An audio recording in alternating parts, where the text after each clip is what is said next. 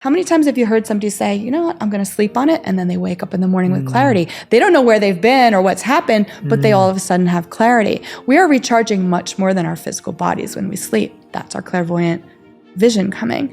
But clairaudience is when you would hear a thought that would come to you that's not yours. It could be the voice of a loved one who has crossed. It could be guidance you might hear from what I'd refer to as a spirit guide. Other people would call a guardian angel, telling you yes or no or to do something. And then they'll ignore it or dismiss it because it's so weird or it doesn't fit this materialistic paradigm. This is clear knowing. It's when you all of a sudden have this just download of absolute knowing or information, and there's no way you could logically explain how you know it. Hey everyone, I've got some huge news to share with you. In the last 90 days, 79.4% of our audience came from viewers and listeners that are not subscribed to this channel. There's research that shows that if you want to create a habit, make it easy to access. By hitting the subscribe button, you're creating a habit of learning how to be happier, healthier, and more healed. This would also mean the absolute world to me and help us make better, bigger, brighter content for you and the world. Subscribe right now. The #1 health and wellness podcast. Jay Shetty. Jay Shetty. The one, the only Jay Shetty. Hey everyone, welcome back to On Purpose. I'm so grateful that you come back every single week to become happier, healthier, and more healed. And today's guest is someone that I've been wanting to have in this seat for a long, long time. I've been a big fan of her books, her work. We have a lot of mutual friends in common who couldn't stop talking about how incredible she is. And finally, I get to sit down with her. I'm talking about Lynne Jackson, the author of these two incredible books, The Light Between Us and Signs, The Secret Language of the Universe. If you haven't read these books, I highly recommend you grab a copy right now. I'm so excited to talk to Lynne Jackson. Laura, welcome to On Purpose. Thank you so much. I'm so excited to be here in this space with you. Honestly, I mean it when I say that I love it when a friend says to me, Jay, I really think you need to have this person on your show, and I know them and we're friends, and everyone speaks just so highly of you, your work, of course. Being exposed to your books was a gift to me. So thank you for doing the work that you do.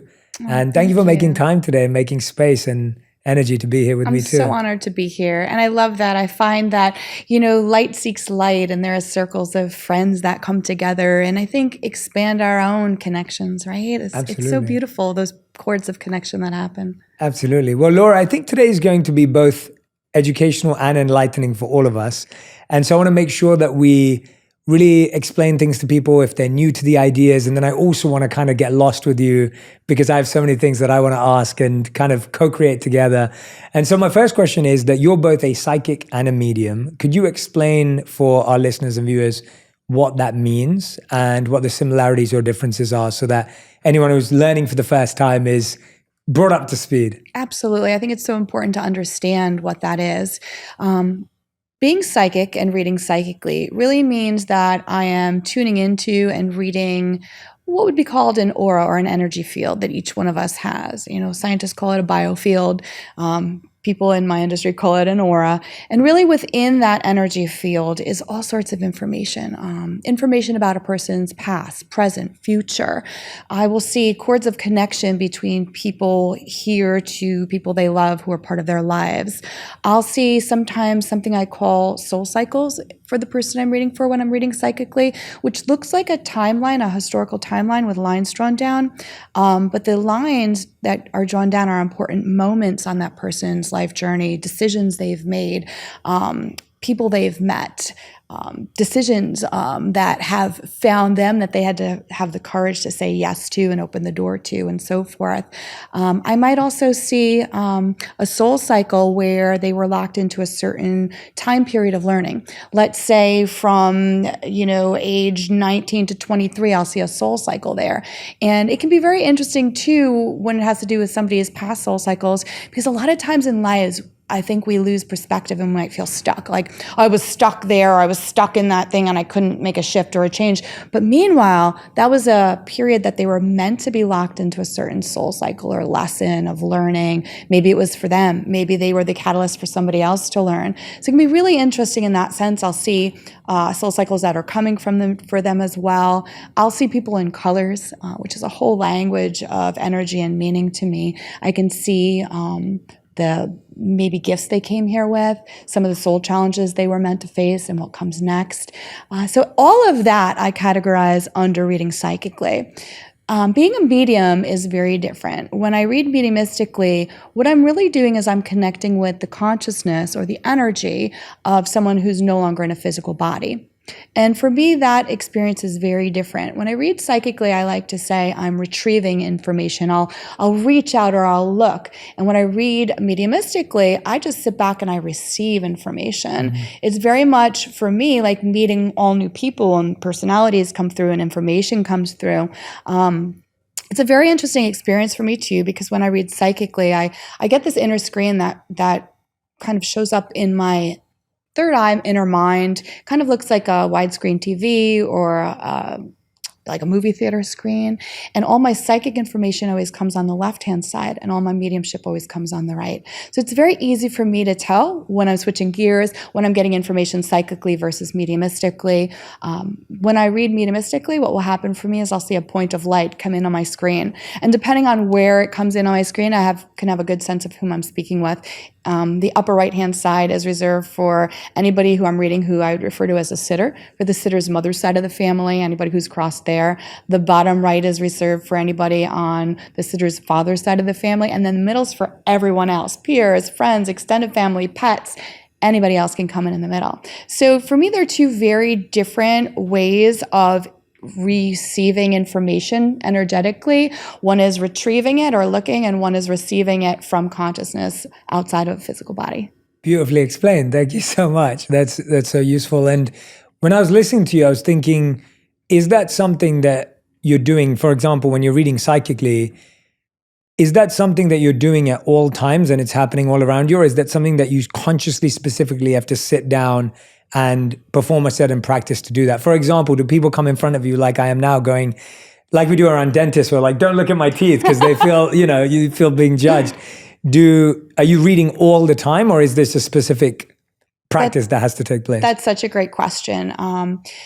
Psychically, in terms of psychically reading, I always have my volume switch on, probably around a 3 or so. I can never shut that off. So I'm always receiving information in a way that we might not be used to, right? We're living in this materialistic paradigm of a world, and we're taught we have 5 senses, but I'm always reading energy, and it's very helpful for me. It helps me navigate my world and my life. I would never purposely psychically peek at anybody's energy. To me, that's very disrespectful. Everybody's energy is sacred, and it'd be like peeking at somebody's underwear to see what color they're wearing. I would never do that without permission, agreed upon. Could I do it? I suppose I could, and maybe in my, teens and early 20s, I maybe didn't honor it the right way, and I would kind of look and see what I could find out about somebody by reading psychically, but it's not something I'd ever do now. I think we all have psychic abilities, and for some, it's more pronounced than others, but I think people use them more than they know to navigate their worlds, and it's a beautiful thing. It's a gift we all have. It's there for the taking, but I do think we need to be respectful of it. So no, I would never purposely psychically read for somebody unless it was agreed upon. To me, that's a sacred thing. Mediumistically, though, that's a very different story. I keep my mediumship abilities closed like a bank vault unless I am actively sitting down to read someone. And the reason for that really is because I could read psychically constantly and I'll never get drained. If I were a cell phone, after 24 hours of always being on psychically, I'd maybe at an 89%, and then I go to sleep, right? Mediumistically, if I read for an hour, 2 hours, I go from being 100% to a 2%. And it's an energy thing. I can feel it. And if I overdo it or I try to push my limits by reading mediumistically a lot, I'll get physically ill. So I've learned to keep that door shut. But the psychic stuff always stays on. It does. Wow. Yeah. Well, I'm glad now I can relax. But no, it's good to know that. And I think there are a couple of things that I want to dive into in a moment. You mentioned two really fascinating things, and everyone who's listening, I will get to them. You said that we all have psychic abilities, so we will talk about that. I'm fascinated by that. You also talked about how you can read energy and you think it's useful to be able to do that. We'll get back to that. I want to start with, you just mentioned your teens and your 20s. You've been doing this a long time. When did you discover these abilities? What is that process of discovery like from I have a sense to, oh, this is a skill? And what does that journey look like through when did you discover it? And then how do you turn a discovery into a distinct ability, which is what it is today? I love that you're making the distinction between discovering something and then really honoring it and working to create it into a skill that can help others, right? So I think I was psychic since being a child. I would see people in colors. I would very quickly understand if somebody had this kind of blue aura to them that day. I could get along with them. It'd be great. If they had red, frazzly energy, I'd avoid them. I would feel what other people were feeling. That's called being an empath. But it never occurred to me that other people didn't experience that too. I thought that's how life worked that way. That's how the world worked. But about age 11, I realized there was something what I'd label as wrong with me or very different about me, and I wasn't happy about it. When I was 11 years old, I remember it was a hot August day. I was swimming in my swimming pool, and my mother called out to tell me she was going to go visit my grandparents. They lived about an hour away, and we'd see them, every other weekend. And I was seized by this absolute moment of, it felt like panic and knowing at the same time that I needed to go be there with my grandfather that day. I'm soaking wet in the swimming pool, and I'm like, Mom, you have to wait for me. And she's like, Laura, are you kidding me? It's like school starts in a week. This is your last dog days of summer. You're in the swimming pool, really? And I was like, I need to come with you. My brother and sister were in the pool too. They didn't get that psychic download, so they stayed and swam. Quickly changed, went to my grandparents' house, and I had the most magnificent day with my grandfather. It was just the two of us. We were laughing and joking, and he was such a beautiful force of love in my childhood, such an important person in my soul. And when it was time to leave, I remember hugging him and saying goodbye and that I loved him. And that was the last time I ever saw him alive.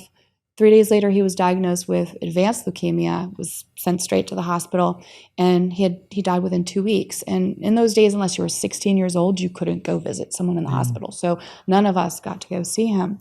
And I remember being really haunted by that knowing, because what I quickly realized is what I had felt in the pool that day, that download of absolute knowing, was that I knew I needed to go be with him, and that I knew on some very deep spiritual level that this was my last time seeing him and that he was going to cross. And so I remember, pretty quickly confessing to my mother and saying to her, Mom, I think there's something really wrong with me. I think that I am, maybe cursed or dark or broken or haunted, because, people are not supposed to know when people they love so much are going to die, right? And she said to me, oh, Laura, and I don't know what I did this lifetime to get the mother I did, because she's just extraordinary. She said to me, Laura, no part of you is broken or dark or haunted. You just have an extra ability, is all. And then she confessed that this ability had run in our family for generations. My grandmother used to have dreams that somebody would die and wake up and find out they had died at that exact time of her dream. When my aunt was younger, right around age 11, the phone rang at my grandparents' house, and my aunt blurted out, oh, it's Germany calling to say that my uncle's died. And she didn't even know she had a distant uncle there. Sure enough, it was relatives in Germany calling to say that my grandmother's brother had crossed. And, at the time, she was told, we're never speaking about this again. It was something that was kind of hidden. But I think in that moment, my mom gave me permission by telling me no part of me was dark or broken or cursed, and that I was meant to embrace this. So then I was like, great, I have this ability. I'm part of this club that I wasn't sure I was happy to be part of, but I was part of.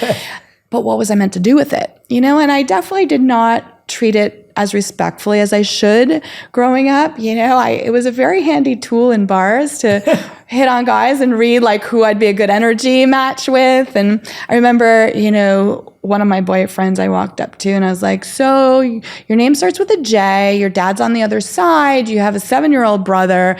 But I told him all this stuff about him. He's like, are you a stalker? And I'm like, no, I'm just psychic. It's just normal.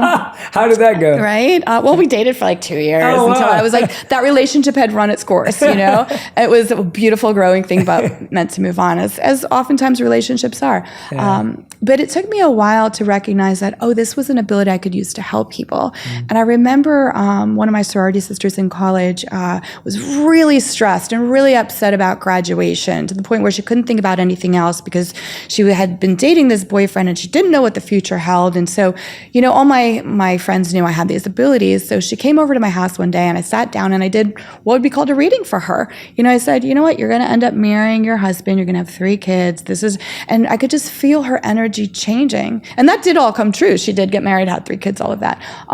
But I could feel like her sense of peace inside calming. And I realized this is something I really am meant to honor and share with others. It's not for me. It's not for me to know certain things and that sort of thing. It's really to share with the world. And it took me a while to really honor it in the right ways. And then my journey led me to want to help people in grief. I spent 20 years as a high school English teacher, and I did this in secret. And I tested for an organization called for the Forever Family Foundation in 2005, where I had to go to a hotel room, and there were people set up at different stations. I had to just give them readings, and they couldn't say a word. They just had to score me. But if you passed, you could help people in grief. And I really wanted to help parents who had lost children volunteer, right? And so I passed their tests, and that's when I think I really started honoring this in the right and most respectful way. And I would just volunteer a lot, and I'd go on grief retreats, and I'd help connect people here on earth with their loved ones who had crossed, and also teach them that they didn't need me in order to do that. And that's when I think it really became much more of a skill. And then I wanted to work with scientists as well, because I think this field is so disrespected. I get it, it's certainly woo-woo. And I think it's really interesting because a lot of the top universities have had these psi labs, these labs that explore psychic abilities. Princeton had one, Harvard's developing one, UVA still has one. But a lot of times the academics don't want to go near this, right? So I think it's very important that I work with scientists and that I volunteer to be tested to find out how this ability works for me and how we can all access this. So my journey definitely led me to that. And I think the more you practice anything, the better you get. If I were to pick up a violin and then practice every single day and utilize that skill and ability every single day, I'd get pretty good at it. And so for me, I am never separated from the other side and what I do. And so I do think in time I came to understand that it was a gift that I was meant to share with others, that I'm really here, I think, as a teacher more than anything, to teach people how to access this part of themselves and connect with it, because you can transform your life. It can become so much more beautiful and meaningful and all of those things. So that's the long story of how I got to where I am today. Well, no, thank you so much for sharing that. And you mentioned science there, and I wanted to touch on, you actually had scientists put EEG scanners on your brain, right? Like Yes. they actually looked into, what did they find was different or interesting or unique? That was fascinating to me. So what they found is that, number one, my brain does not look normal from the start. They did a recording of just what's called like a baseline brainwave level, right? Before I start to read psychically or mediumistically. And it was 97.5 consistent with how the brainwave activity of someone who had suffered traumatic brain injury brainwave activity would be. But my brain is intact and it's not damaged. So there's something a little anomalous about my brain to begin with. When I go into psychic mode and mediumship mode, my brain looks different in both ways. How I said that when I read psychically, I see things on the left-hand screen, and when I read mediumistically, it's on the right. Well, what they found in my brain is that, our optic fields crisscross. And so when I would be reading psychically, my brainwave activity would show that I was seeing something from the left-hand side when I was reading psychically. And when I was reading mediumistically, it would do the opposite. It would show, this optic nerve would light up, showing that I was seeing something that wasn't there. That was one thing. The other thing was that my brain wave patterns looked very similar to, interestingly, monks when they meditate. I kind of blew out their charts too in terms of measuring my brain waves are usually between, I want to say, let's say 0 to 60, and mine were at 120, 160 at points. My brain races, it does some interesting thing. But the most important thing they found is that when I go into psychic and mediumship mode, my brain wave activity in my frontal lobe, which really stretches from about here to here, silences. It looks like I'm comatose. The brain wave activity just goes down, and different parts of my brain start lighting up. The most distinct thing seems to be like the back right-hand side, and that area of the brain, it's where part of different lobes intersect, has been noticed and noted to have a lot of brain wave activity in people who have had brain damage that kind of shifts their sense of self out of themselves to being connected to all things and causes them to become very empathetic. So my brain wave pattern that as well, where I just get into this super connected, empathetic state when I read, which I can verify. What I love about reading is, day to day, I'm driving in traffic and somebody cuts me off, I'm going to get annoyed. I'm going to have a hard time having unconditional love for that person. But the minute I read for somebody, if I have a session with somebody, I feel unconditional love for that person for the rest of my life. There is some magical chord of energy and connection and beauty and light and love that happens when I go into someone's energy like that. That can't be undone. And it is such a gift for me every time just to feel unconditional love for people. It's just amazing. And so that seems to be what my brain shows I'm doing as well, going into this really deep meditative state of empathy and connection and love. That's so beautiful to hear that. And it's almost like that idea of when you study or understand someone's history, when you gain context on their experience, when you learn why they are the way they are. And I guess through your experience, you're learning that in the most intimate way. It gives you such a different perspective to look at them through. And I'm glad you mentioned there the science around monks' brains. I remember interviewing Matthew Ricard, who's dubbed the world's happiest man, because when they scanned his brain, they found the most presence of happiness, learning, and being in the moment. And those were the 3 signs they looked at for sparking joy or happiness. But you mentioned there earlier that you see yourself as a teacher to help people get better at this and to almost get better at sensing energy. And you've obviously always been able to do that. And it's really interesting when you describe it in the way you do, because I feel I'm good at sensing energy, not in a psychic ability way, but in a personal navigation of the world way. And that is such a strength and so useful for friendships, for work. And it's really interesting because sometimes I'll sense it, but I'll still go against it too. And I think a lot of us who are unpracticed would say that we do that as well. But let's start with the psychic abilities you think we all have that we use, but we're not aware of. What would you say they are? I find it so funny that you just said, well, I'm reading energy, but it's not psychic. Or it absolutely is psychic. I think the word psychic is such like this word nobody wants to touch these days. Oh, no, I meant more as in I'm not skilled and trained No, but you are. But I also think the word psychic for many people is such like a oof, like I don't want to go near that. The history of the word, right, is so wrought in like fraud and like you picture just like a neon sign and that sort of thing. But I think we are all psychic. And by that, I mean, we're all energy readers. And I think it is a skill that some people are better at than they realize, like expert level. Like, honestly, Jay, I think you're an expert level energy reader. I really do. And I don't necessarily think you think of yourself that way, but I think you're just using it in the most fluid and beautiful way to guide you to the people you're meant to connect to, maybe things you're supposed to say no to and avoid, whatever that may be.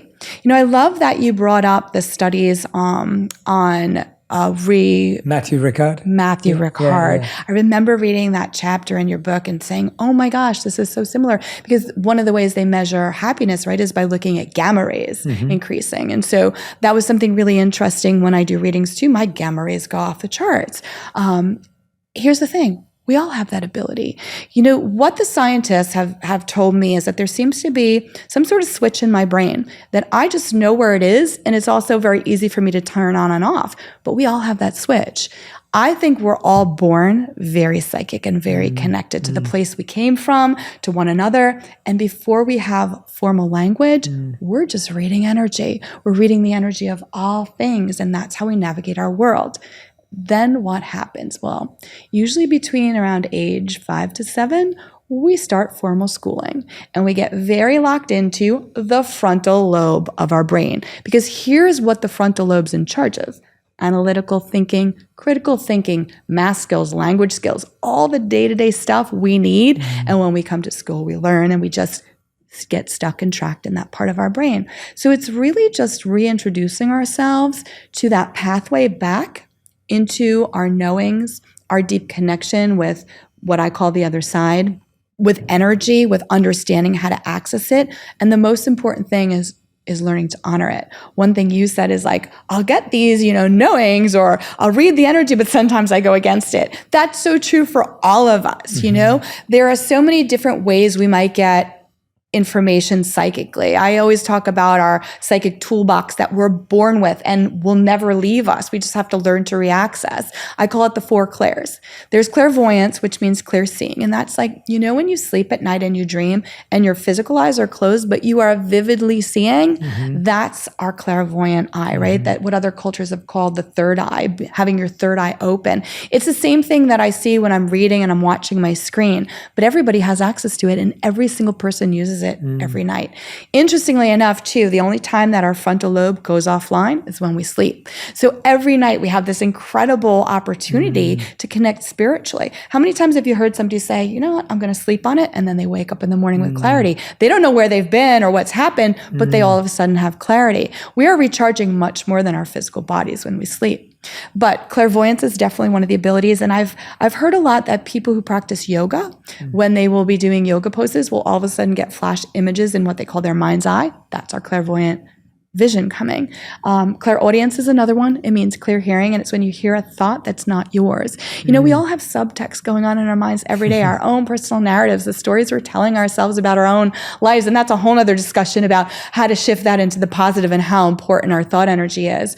But clairaudience is when you would hear a thought that would come to you that's not yours. It could be the voice of a loved one who has crossed. It could be guidance you might hear from what I'd refer to as a spirit guide. Other people would call a guardian angel, telling you yes or no or to do something. It's very rare, but some people, will have those moments of clairaudience and then they'll ignore it or dismiss it because it's so weird or it doesn't fit this materialistic paradigm.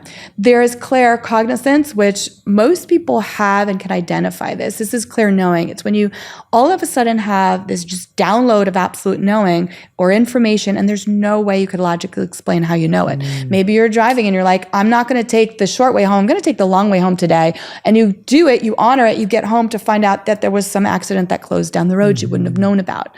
Claircognizant knowings can happen when you meet people. Like, I know I'm meant to know that person or be on their path, or maybe I'm not.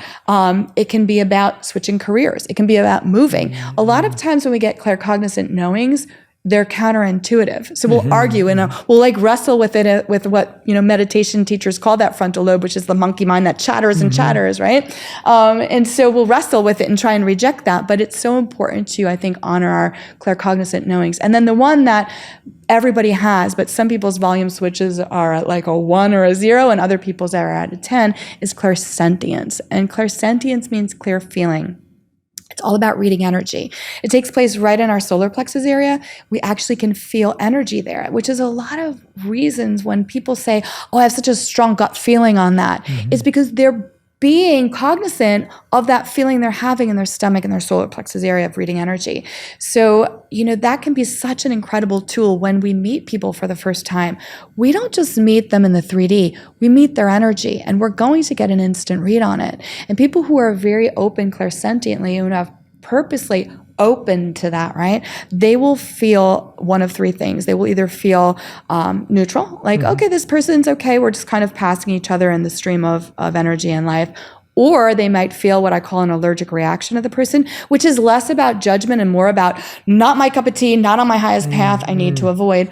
Or, and this is interesting when it happens, you might feel this magnet pull to the person that you just can't explain how you know it. Like, I need to know you. I need to be your friend. We have a shared journey to get, whatever it might be. And, that might prompt you to do some things that might be a little awkward by today's, day and age. Like when I've met people that I've known have been put here to be, let's say, one of my closest friends, I have literally gone up to them in very awkward ways. When I was 13, I went up to this girl, Gwen, and I was like, "Hi, I'm Laura, and we're meant to be friends this lifetime." And she's still one of my closest friends decades later, right? I did it with another friend, Stephanie. Like, I'll just have these knowings, but it's not just unique to me. We all have them. I think it's so important to trust our clairsentient pulls. The other gift of being clairsentient is you can feel the energy of places. So when you travel, you feel the patina that's there. And when you see art or experience art, you're diving into that in this beautiful way. So those are the abilities. That's the psychic toolbox that's available to all of us.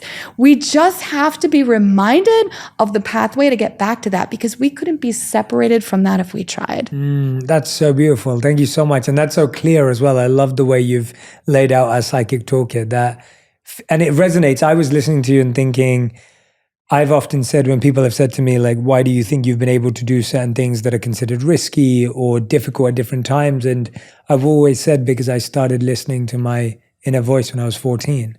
And when I was 14, it was really loud. And I remember, and as you're talking about school, I remember school was developing and my parents were guiding me into subject matters. I think the first thing I ever heard my inner voice really clearly say was, don't study the stuff your parents want you to study. Like, you don't need to work on those things. There's something else for you. And I'm sure there was a voice before that day as well, but that's when I remember it being really confident and strong and loud. And that's when I decided I would do art and design and philosophy and things like that I was passionate about, as opposed to science and math and things that my parents wanted me to do. And it was such a big decision at the time. Looking back, it feels like such a small decision, but actually it was huge, because the real decision making that was happening was not what subject to study, but whether to listen to the inner voice or the outer voices. And that was the real decision I was making. And I feel that ever since that age, that inner voice has just got louder and louder and louder. Oh, wow. So today it's really hard to ignore it because it's so strong. And so when I joined the monastery, it was the inner voice. When I left the monastery, it was the inner voice. When I tried to pursue this path that I'm on right now, is the inner voice. And even till this day, I just have to find, it's what you said though, I have to still keep reconnecting back to it, because it's so easy for it to get made weaker, just as easy it is to strengthen. And it's just like that muscle. I'm either tuned in or I'm tuned out. And there are plenty of weeks that can go by where I feel disconnected, and then you have to reconnect. So while you were talking, there were so many parts of it that I was like, oh yeah, I've done that subconsciously, or I've done that sometimes consciously. And even when you were saying a sense of knowing, it's really interesting to me. There are people in my life today in the same way that I have gone up to and said exactly what you just said, where I said, we're going to be friends. And I've been friends with them for years and years and years. And they find it funny as well now. And they've started doing it with other people that they feel connected to, because they saw that I wasn't scared or shy of the rejection or the awkwardness or the weirdness that may develop. What do you think you gave a great example there of school and that frontal lobe, which I think is such a great explanation of the activity of the frontal lobe and the focus there. What else do you think has kind of disconnected us from that inner voice, or weakened us and that connection that we have to these psychic abilities? I want to comment a little bit about some of the things you said that I find so fascinating. The first is you said that you've had this inner voice as like the dominant way that you have been guided in your life. And that is certainly a very spiritual inner voice, right? That's what I'm talking about when I'm talking about clairaudience, which I have to tell you too, is the rarest of all of them. I meet very few people who are actually cognizant of it and have owned it. So I find that fascinating. I'd love to hear in a little bit too, like, what you think that inner voice is, right? I also find it fascinating that you said that really became very pronounced around what, age 14 for you? Yeah.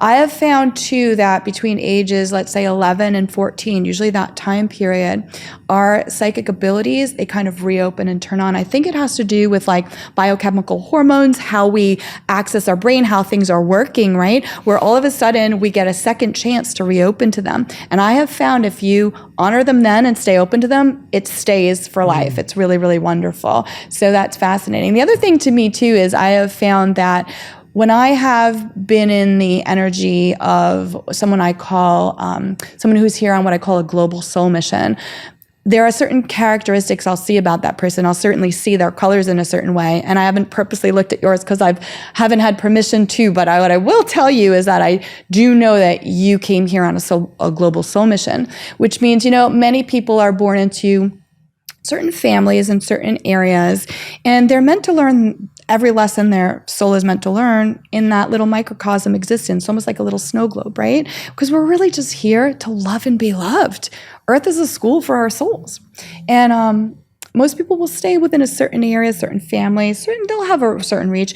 But every now and then somebody comes here on a global soul mission. And so that was never your your blueprint. You were meant to reach and influence strangers a world away that you will never really even be able to understand your positive influence. One of the characteristics is that they have that knowing, or it's been announced to them at a younger age. And I feel like what you're describing happened for you at age 14 was really just a characteristic of somebody here on a global soul mission. I love that you've listened. The other thing I wanted to ask you about that is when you've gotten that, like hearing, that inner voice, right? Has it come in a neutral sense of just like an absolute knowing? So when you were told like, you're not going to study that, this is a different path that you're meant to be on, was it like a yay or a oh no, or was it just an absolute calm knowing that was given to you? I'd say it felt calm but firm. Right. And then you can react after, right? It wasn't fearful and it wasn't forceful. It was peaceful but firm. Yes. In that it knew Absolute. the direction. It was absolute. There wasn't, it's almost like there is no other choice. Like, how can there be? Like that kind of knowingness for those decisions that I pointed out, which were like the bigger decisions in life. Kind of like, I especially see it pronounced in what you were saying where, you were saying you go up to people and you sometimes will share like, these are the big events in their life, or the big moments. To me, when I look at the biggest events in my life, they were all against the grain. Lots of people disagreed with me, but I just knew inside of me that they were the right decision. And that's how firm but peaceful it was. I didn't need to convince others. I didn't need others to be on my side. I didn't feel like everyone had to understand me. I was like, I get it. It's there. That kind of feeling, if that makes sense. It makes perfect sense. You're speaking my language. It's so nice to be around somebody who has had the same experiences of what I'd call knowings that I have. And I think we all get. I think it's so important when we have those moments of knowing, whatever they may be, to honor it.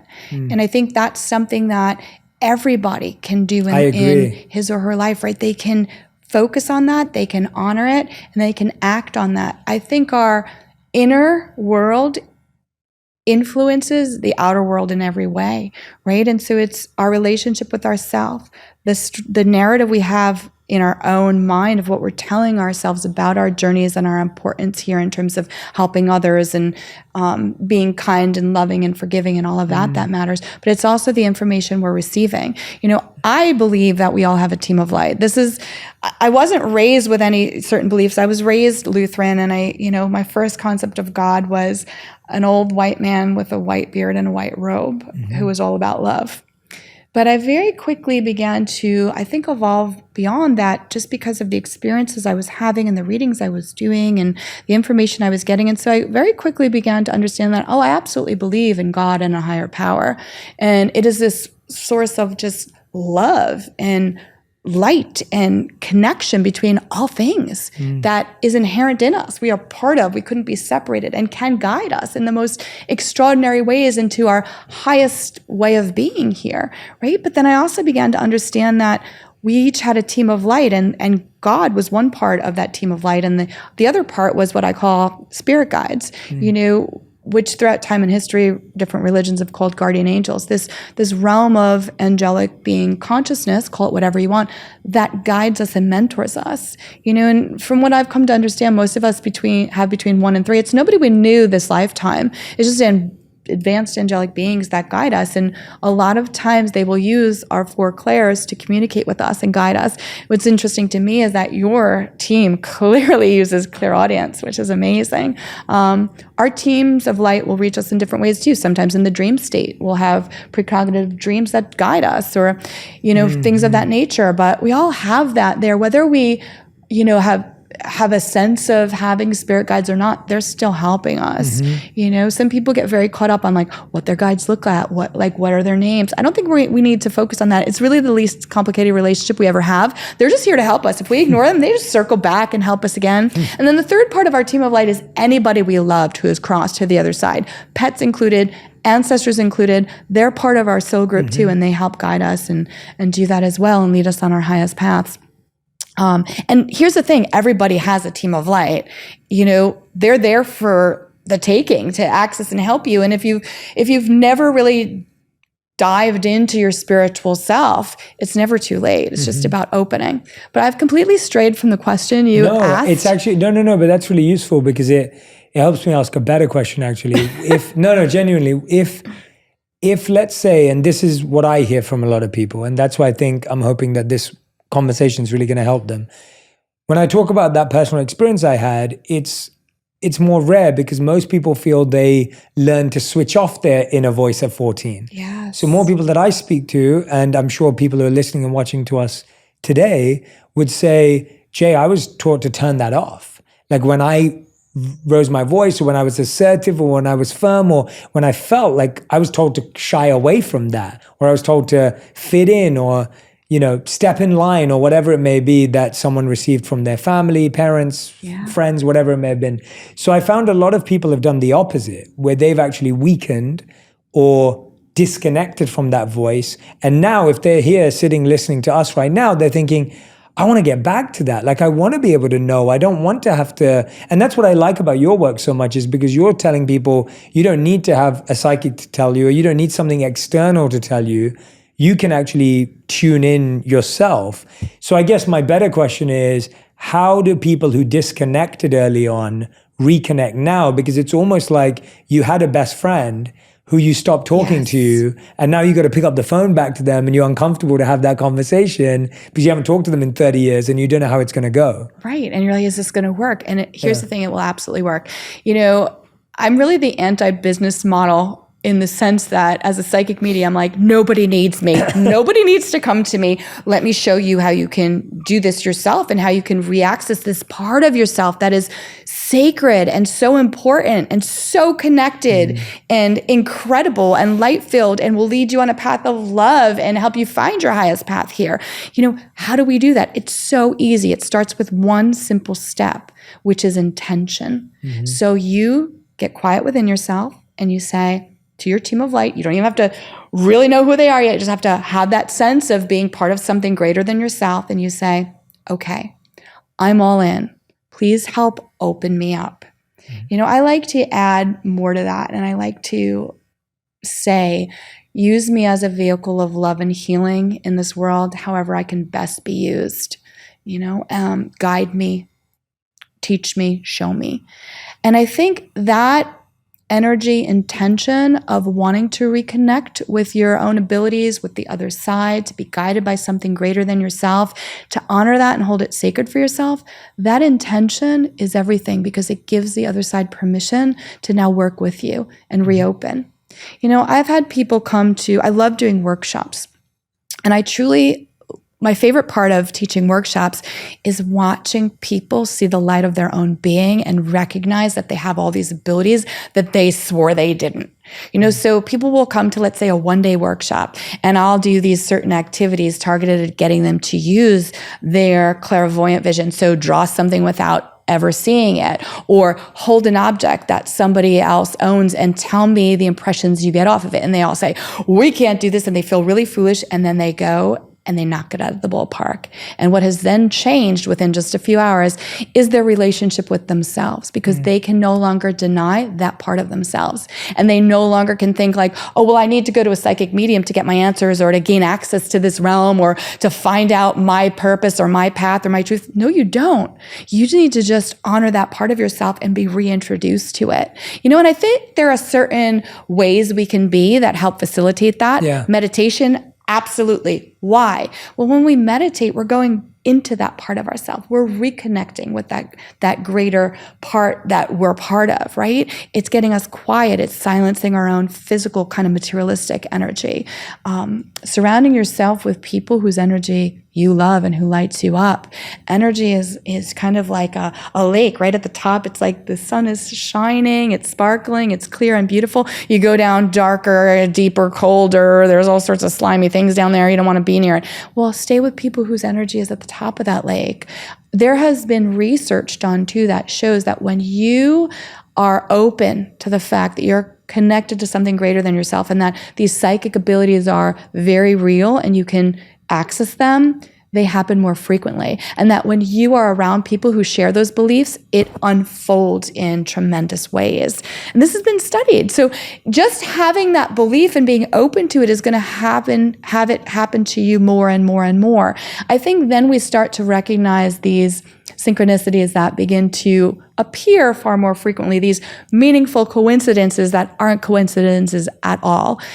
Everything that is happening to you is always happening for you. You are always being guided into meeting people, maybe facing a soul challenge that is going to help you grow, maybe saying something to a stranger or smiling at them and changing their whole day in a way that you couldn't understand. So it's really just about, I think, overcoming two things, fear and then trust, right? We have to overcome the fear of, I don't really have this ability. I can't do this. I need to depend on somebody else to show me how. And this isn't going to happen for me. So many times I will have people say to me, I read signs and I decided I wanted to ask for a sign, but I was so scared that I was going to ask and not get it, that it took me 2 weeks to finally do it. And then I got it because they were so afraid that they were going to be foolish in the sense of believing this could be true, trying and then being let down. You will not be let down. Trust in your abilities. So overcome the fear and then trust in it. A lot of times people will have these really amazing moments of connection, psychic connection to something greater, receiving a sign, having a synchronicity, thinking about somebody and then they call, whatever it might be. And they'll be really fearful to share that experience because they're almost fearful to embrace it, but they're also fearful about being laughed at. I can't tell you how many times, especially when my first book came out, people would come to my events or come to my signings. What they really want to talk to me about is they'd want to share an experience that they had that was so magical and sacred and such an incredible connection, right, with somebody they love on the other side or being guided in a certain way. And they came to share it with me because they knew I was a safe place, that I wouldn't laugh. And I would always say to them, this is beautiful. Have you told other people about this? And they're like, no, I haven't, because I didn't want to get laughed at. But here's what would happen. People would start to share their stories. And instead of being laughed at, the person they said they shared it with would say, oh my gosh, that's incredible. I had a moment like that in my life too. Let me tell you about it. And it would unfold this beautiful, beautiful history of like this magical moment of connection the person had.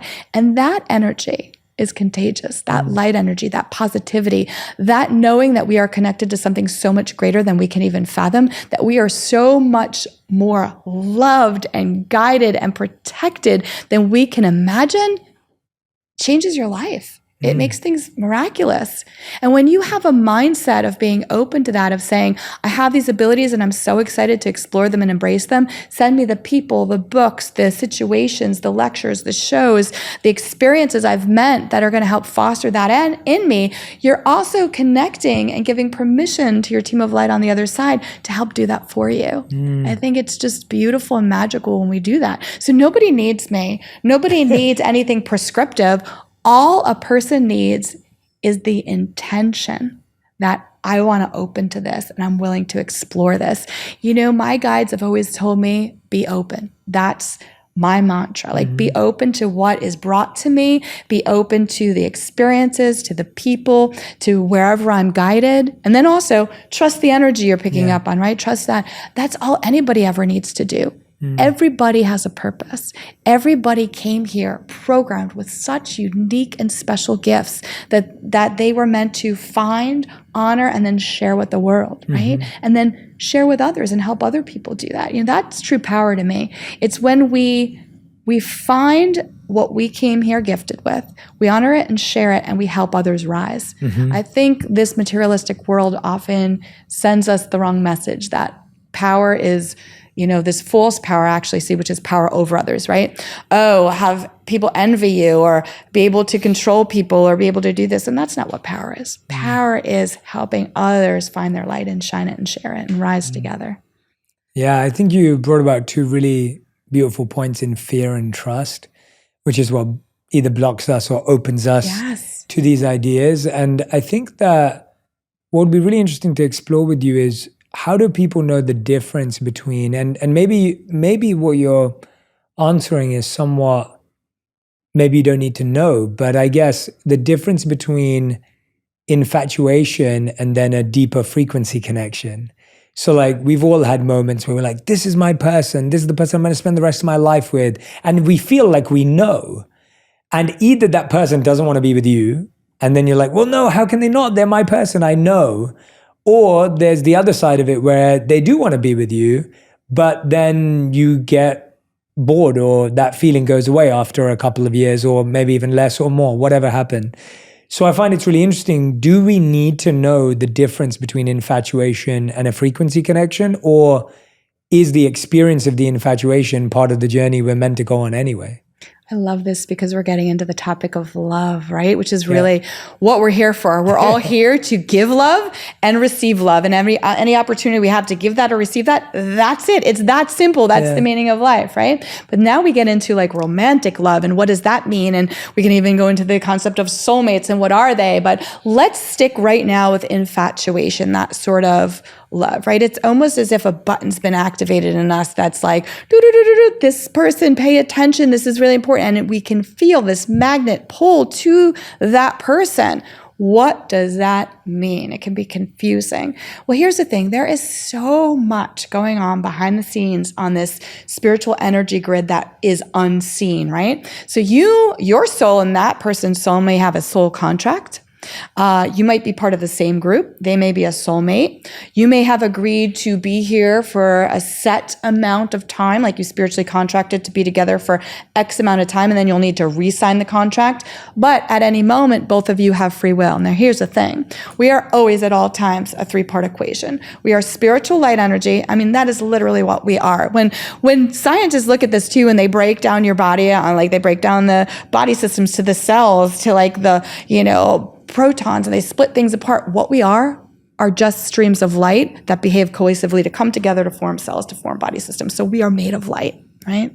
So we are physical light beings stuck in these physical bodies. It kind of feels like a sausage full of stuff, never feels fully comfortable, right? So that's the two parts. And then the third part, and this is the most important part, our free will. How we steer the ship of our spiritual light soul in our physical body, the choices we make, the decisions we make. That's where it gets tricky with infatuation and love and all those things, right? Because every single person has free will.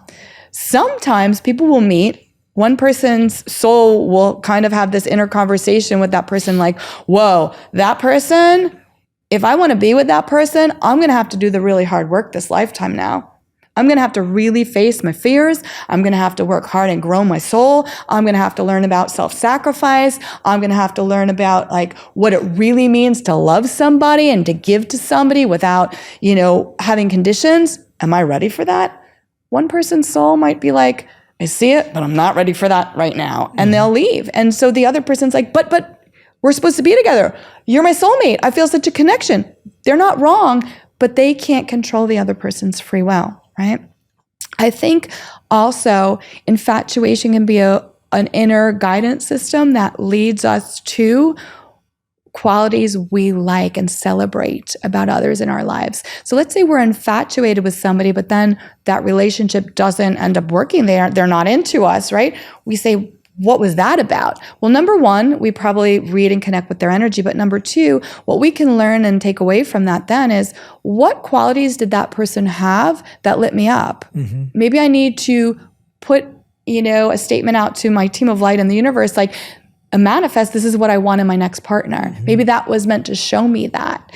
And then, of course, there's infatuation that leads to a much deeper love, right? With these beautiful relationships that grow and grow and grow and are multifaceted, which I think is the most spectacular journey we're all on here, And I think that even within our own beings, we can get infatuated with certain aspects of our own personalities or diving down a rabbit hole, but we're so multifaceted as well. I think in order to truly love someone else, the relationship we need to work on is the one with ourselves, and we need to have self-love and be truthful with ourselves so that we can then bring that energy to others. And so infatuation is it's almost like the hook, the cord that maybe pulls us to someone. But what comes next is the most important part.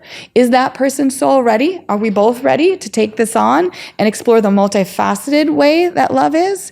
The sparkling kind of diamond that love is? Or do we just want to leave it in this kind of, because infatuation's not the highest vibration of love, right? So do we want to leave it there and just have a fun time and then go our certain ways, and maybe like 3 or 4 years from now we'll find partners where we're ready to do the hard work? It's really an ongoing conversation of energy at all times between people. What are the different vibrations? If, as you just said there, infatuation is not the highest vibration of love.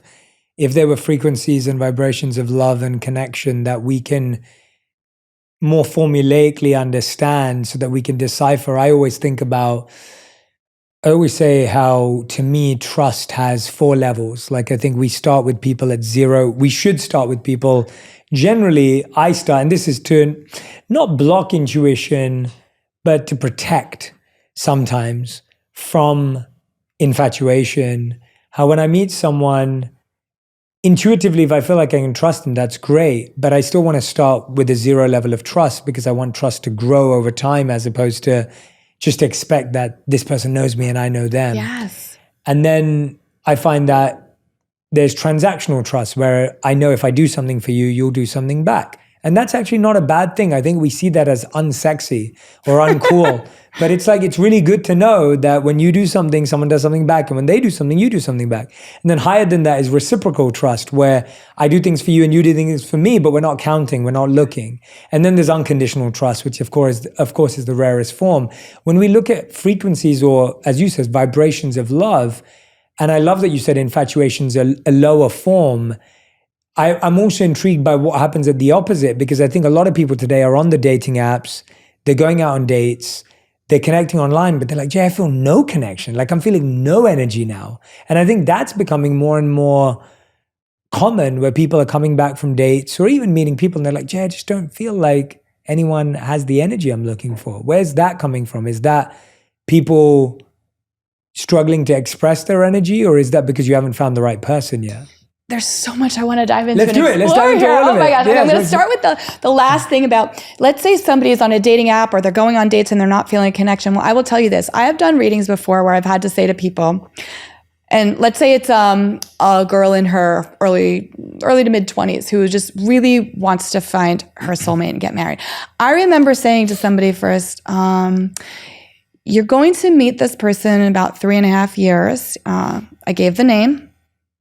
They gave it to me. And this is your path. And she was so upset. She said, what do you mean? 3.5 years? I'm just going to waste my time for 3.5 years? What? And I'm like, this is how it is. Well, it turned out, this all came true. This person had been married to somebody else at the time, because he had a soul contract with that person's soul. They were working it out. They finished their soul contract, had grown as much as they could, were meant to be released from that marriage, went on, met this person, and she was meant to be with him. Sometimes if something's not working out for you, it's because the universe is working for you, because your soul and someone else's soul might have a meeting point that's coming up in X amount of time, and you're gonna need to be patient.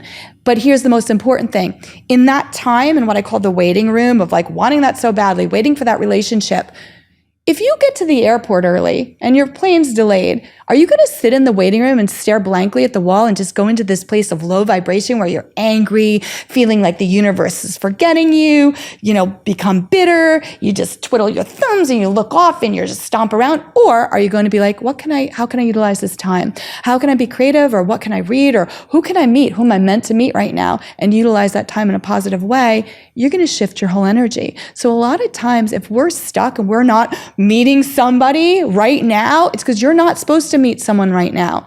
One of two things is usually happening.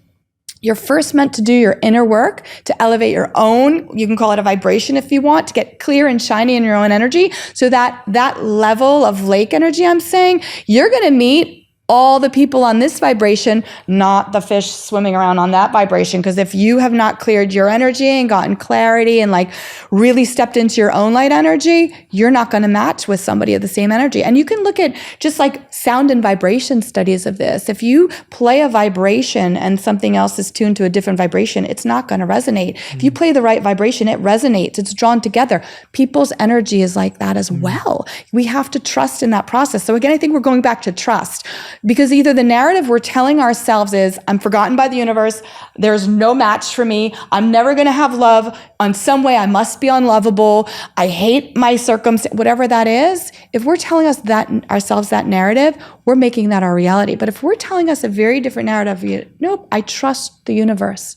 And I trust that there is a divine path set out for me. And my job is to be open and be able to recognize it when it gets here, and to be patient, but to not be bored, to fill myself up with being vibrantly engaged in life, so that when this comes to me, I'll recognize it and I'll match it. It's telling ourselves a very different story, not one that we're forgotten and we don't matter, but one that we matter in extraordinary ways, and that we are being guided into our highest path, and that there is a relationship waiting for us.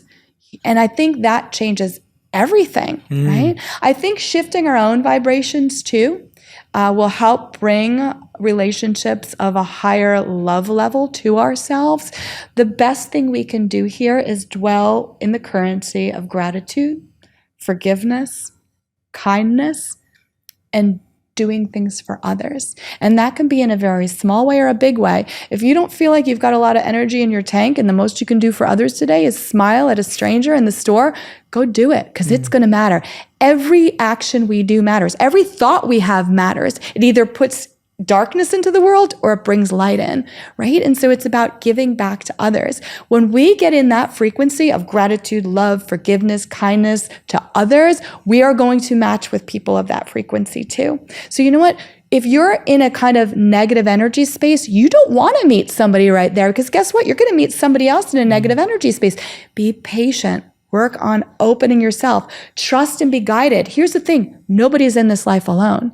We don't come into this world alone, and we don't exit alone, right? We're greeted. We come into this world surrounded by other people. And when we leave, we're greeted by a team of light on the other side. A lot of times our pets will bound up to us, etc. So even when we're here, we're not alone. We're always connected to the other side. And you can ask for help from your team of light. Say, I'm really excited to meet this person or have this love enter my life. Please show me and guide me, and then surrender it. Because doing that is also allowing yourself to understand that you're part of something so much greater than yourself, and that you don't have to micromanage it all. Let's say you're in a relationship right now and it's feeling stale or it's feeling stuck. Well, that's a really good sign that you need to grow and your partner needs to grow. And it's time to dust off the cobwebs and become a better version of yourself. And you don't need to wait for your partner to be the catalyst for that. You can jumpstart it for yourself. You can go start doing things that interest you. Shift from a negative energy space into a positive, because the people we're connected to, it will pull them up as well. And it will help you understand what you're responsible for versus what they're responsible for. So I do think that there are many different facets to all of our love relationships, right? And I definitely think that the highest is unconditional love. You know, it's I think feeling this sense of wanting peace and joy, and for a person to be surrounded by love, independent of your role in any of that. I think feeling unconditional love for somebody is the gift in and of itself. You don't even necessarily need to be unconditionally loved back. When we get to that state within ourselves, we have created this nirvana, this heaven within ourselves of being in that energy, of feeling that for another person. It's everything. Yeah. Yeah. I think it's so interesting. You've mentioned peace so many times, and I feel peace is so underrated. Yes. We think of pleasure, we think of joy, we think of happiness, and we don't really think about peace, even though it's such a beautiful place to live and a beautiful way to live. I think if we sat there for a second and we thought about it and we thought, wait, do I want to be peaceful or do I want to be, something else? I think peace would probably win if we really sat and thought about it. If we thought about the best times in our life, it's when we felt peaceful and still. And that's almost the energy that's needed to connect to that. I think the infatuation, I think the initial attraction, that almost comes as an unpeaceful energy. It's kind of impulsive. That's such a good point. Right? It's kind of fast. It gets your impulsive. attention, It gets though. your attention. Yeah. But it's not peaceful. And we then start likening that feeling to being in love or to feeling connected. And when we're peaceful with someone, it almost feels awkward or it feels boring. And it's just because we're not trained to understand the value of peace. But in all the work that you do and all the work that I'm thinking about, it's like, I know that when I'm at my most still and my most peaceful, that's when I'm most connected, when I feel most aligned and centered. Obviously not when you're running around. I'm just thinking out loud about that idea of how people can notice the power of things we've not been trained to notice, right? We've been trained by movies and music to be trained to see speed and impulse and immediacy as attractive and cool and beautiful and powerful. But then if you think about when someone pauses before they speak, like there's so much presence in that, and it's peaceful. When you see someone reflecting or thinking, it's peaceful. When you find yourself feeling sure about something, it's not impulsive, it's peaceful. But we've just not been trained to appreciate peace in that way or stillness in that way. And therefore, when it comes about, it starts to feel boring or complacent or lazy or just kind of a bit awkward, I think, is probably the best word that people experience it through. I love what you're saying. It resonates so deeply with me. One of the things that I've learned so much about through all the readings and from always being connected with the other side is about how to live in the here and now. And I think that peace is underrated. It absolutely is. And we're not taught to pay attention to it, right? I think our society and our world's like, be aggressive, go out and do this, woo-hoo-hoo. Be noticed, blaze trails. And I think there's great energy around that too, right? Creators and being creative and change agents of the world and doing all that is phenomenal. But all of us are multifaceted within ourselves. And if we don't create space to honor the peace within ourselves, our own beings, we're not going to know how to identify and honor it in our relationships with others, right? And as I've, grown and because every time I read, I'm a student and I'm learning too. I've learned the importance of peace. And that peace comes in a very calm way. Like a lot of times people say to me, how can I tell the difference between psychic information and anxiety? And I say, that's a great question. I'm like, well, anxiety is like the opposite of peace, right? And if you have anxious thoughts of fearful things happening, that is anxiety. Like that's fear. That's fear generated from the monkey mind. Because if you get information that's going to help you avoid a situation or inform you about a situation coming up, it's not going to come through in a frightening way. It's going to come through in a very neutral, almost like peaceful knowing, right? So it's like learning to release anxiety and go into that state of peacefulness. And I think a really great question everyone can ask him or herself is, what brings me peace? Because the answers might surprise you. And I think a lot of times people have trouble getting quiet within themselves, which is why I'm a big advocate of journaling or writing. Because I think when we write, we start talking to our inner self and things start coming out of us that we never thought we would even think or say. And it reflects back to us what's really going on. So just sitting down and doing a really quick activity, like sit down and for maybe 1 minute, write what brings you peace. And you can go into it going, I have no idea what brings me peace, but watch what you end up writing, and I think a lot of times it's going to be about what we do for others or how we create sacred space or honor our own light. One of the things I love that you were saying about your trust starts at 0, I think that's so important. And it's not mean. It's actually honoring your own light. Like, we are all light beings, and so many of us don't respect and honor that part of ourselves. We like give it away, we just disrespect it. We need to know that we have inherent value, that we are loving beings, worthy of love. That's our birthright of our souls coming here. But honoring that part of ourselves where we also wait and find people who are also light seekers, people of the light, people who are respectful, I think is really, really important. You know, I just wanted to revisit that because I was so moved by what you said about that. I think it's so important. And the different levels of trust, right? Kind of matches the different levels of love, if you will, right? And I think trust and love go hand in hand. And I think the greatest kind of love has a peace in it.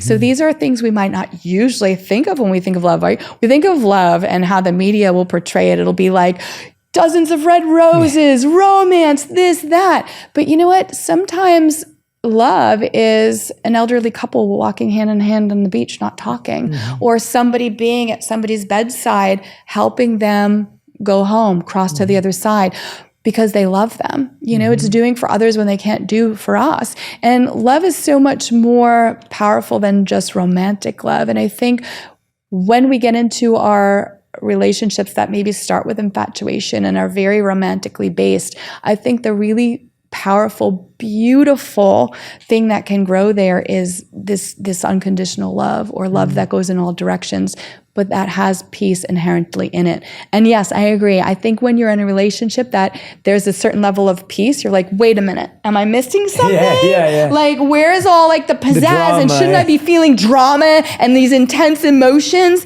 And maybe if you're feeling peace in a relationship, you've just hit one of the highest levels possible. And instead of celebrating that, you're going, wait, what's wrong here? I think we need a date night. You know what? No, maybe you just need to sit quietly and not say anything to each other, or just project gratitude towards that person that you're in each other's lives. You know, it's really beautiful. I also think it's a great thing to write people love notes. And I don't even mean this in a romantic way. I mean, when we think back over our lives of people who have lit us up or had an important moment on our path, or maybe just made us happy that week, take a moment and literally write to that person and say, now we can text, right? We have cell phones, there's no excuses, but you can do an old school handwritten letter too. I just want to let you know how much that meant to me when you said this to me. Or when I was in 4th grade and you told me this about myself, I never told you how important that was, but it was. Maybe it's a family member. We want to say, thank you so much for making me feel seen 7 years ago when I told you this. Whatever it might be, I think the more that we celebrate those loving relationships in our lives,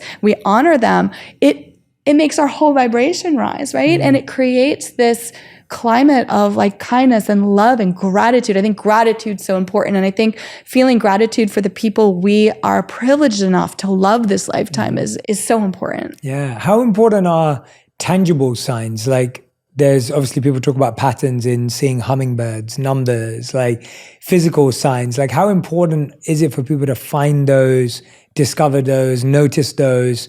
And a follow-up question to that is, actually, I'll save it because we both, yeah, let's start there. Let's talk about signs and how important signs are. Signs are important because they can transform your life, like in extraordinary ways.